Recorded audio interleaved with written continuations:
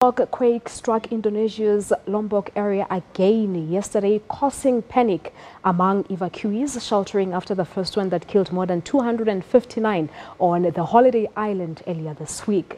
The 5.9 magnitude quake struck at a shallow depth in the northwest of Lombok Island as relief agencies raced to find survivors among wreckage from Sunday's 6.9 magnitude quake. A total of 164 people have been confirmed killed in Sunday's quake, with a further 1,400 that are seriously injured. Relief efforts had yet to reach parts of the island, with hopes of finding more survivors among the wreckage. Now, it's National Women's Day in South Africa, and whilst reflecting on the 9th August 1956 march by a group of brave women petitioning against the country's oppressive pass laws at the time, today we bring attention to the challenges and struggles that women continue to face, but also celebrate their victories that come oftentimes against tough odds. Now, one woman who's been leading the way in a tough media environment is the station manager and co-founder of Cape Town TV, Thorne. She joins us now from our Cape Town studios. Very good afternoon to you. Happy Women's Day, Karen. Thanks very much for joining us. And my first question to you, because I know that you were an activist in your day in the lead up to this democracy we now enjoy post-94. And I wonder, 24 years on, what does Women's Day mean to you? Has it delivered your hopes and dreams of your activist days?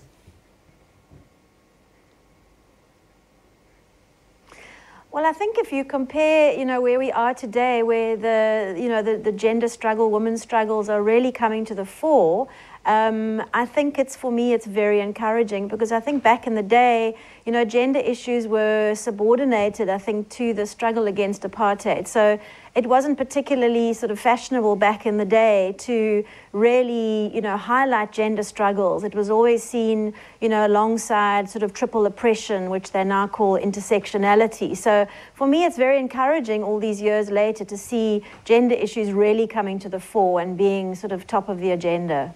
Now, round about 94, around CODESA, you were involved in, I suppose, democratizing the media and sort of championing the cause for community television, which is what you now do. And I just wonder, in that journey, how has community television and what you're doing at Cape Town TV contributed to, the fight for women, diversity, equality, and those kinds of things?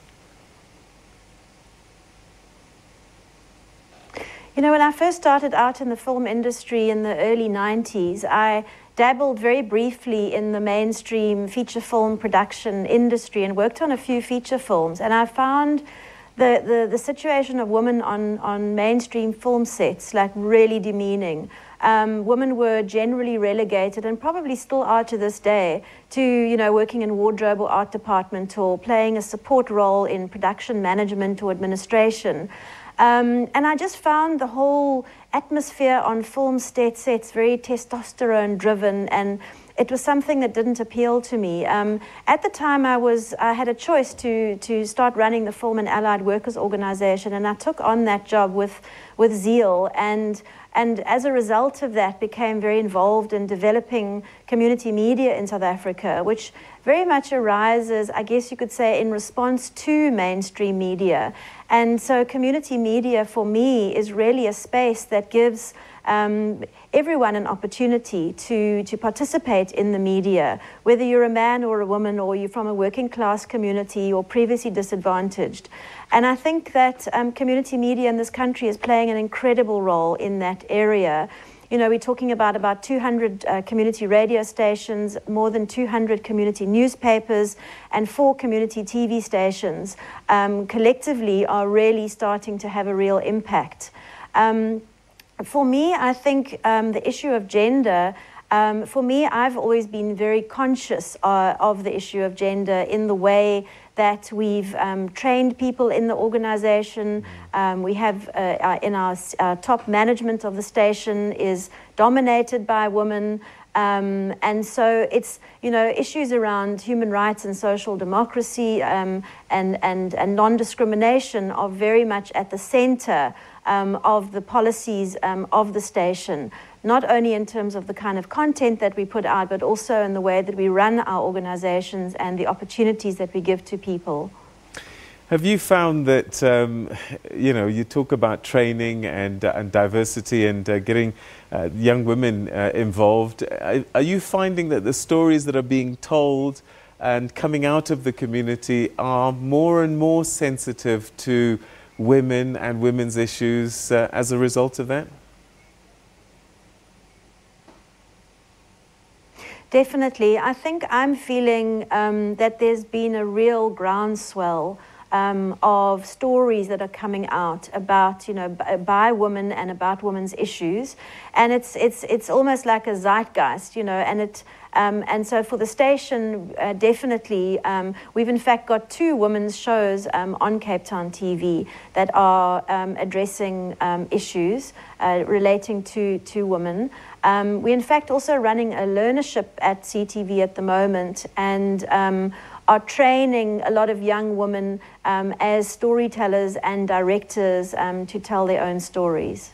All right, so what's the next chapter for Cape Town TV and other community television stations? Because our whole sort of media space has changed with YouTube and all these online activities.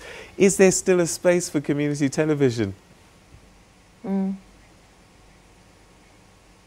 Oh, definitely. I think if you look at the latest establishment survey, television still has the highest media penetration of any form of media in South Africa. And so it still is the dominant medium. And I think community television has almost been the sort of Cinderella at the ball, you could say, you know, in the last 20 years. The sector hasn't really enjoyed much support from the powers that be, but despite that, community TV stations have risen up and now collectively reach 14 million viewers, you know, between the 4 stations. So they're doing incredibly well, and even starting to give the SABC a run for its money. We enjoy that. We're going to have to leave it there, unfortunately. We always run out of time with these important issues, but thanks so much for giving us some of your time this day, Karen Thorne. All right. Thank you very much for having me. That was Karen Thorne, who's the co-founder and station manager of Cape Town TV, telling us about the way that they're contributing to the telling of women's stories through community media. Right, we're going to take a quick break, and when we come back, the world of sport.